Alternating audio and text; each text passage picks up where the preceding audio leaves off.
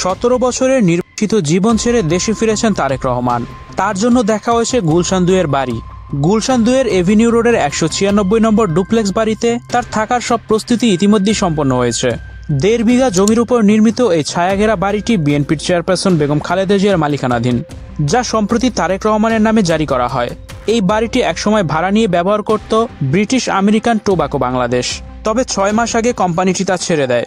এরপর থেকে বাড়িটির অভ্যন্তর ও বাহ্যিক পরিবেশ তারেক রহমানের থাকার উপযোগী করে সাজানো হয়েছে। সূত্রগুলো জানিয়েছে বাড়ির সাজসজ্জার কাজ শেষ হয়েছে এবং এটি এখন পুরোপুরি বসবাসযোগ্য। 1981 সালের রাষ্ট্রপতি জিয়াউর রহমানের মৃত্যুর পর তার স্ত্রী বেগম খালেদা জিয়াকে এই বাড়িটি বরাদ্দ দেওয়া হয়। ইতিমধ্যে তারেক রহমানের স্ত্রী ডাক্তার জোবাইদা রহমান বাড়িটি ঘুরে দেখে গেছেন। জানা যায়, মৃত্যুদণ্ডপ্রাপ্ত আসামি তারেক রহমান তিনি 17 বছর নির্বাচনে ছিলেন। তিনি সম্প্রতি দেশে ফিরবেন। আওয়ামী লীগ সরকার তাকে লুটপাট থেকে শুরু করে বিভিন্ন অবৈধ মামলা দিয়ে তাকে দেশের বাইরে রেখেছে। তিনি সম্প্রতি দেশে এসে জাতীয় নির্বাচন করবেন বলেও জানা গেছে। একাধিক মাধ্যমে আরও জানা গেছে তিনি নির্বাচনের ঘোষণা আসামাত্রই দেশে ফিরবেন। তা হতে পারে 10 দিন পরে কিংবা 1 মাস পরে।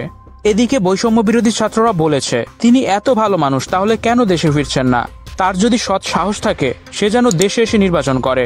এমন প্রশ্ন ইতিমধ্যে সামাজিক যোগাযোগ মাধ্যমে ভাইরাল হয়েছে।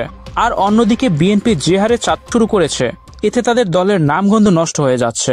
Icon focus 24 TV powered by 4D Fourth Dimension। আমাদের চ্যানেলটি সাবস্ক্রাইব করে আমাদের সাথে থাকুন।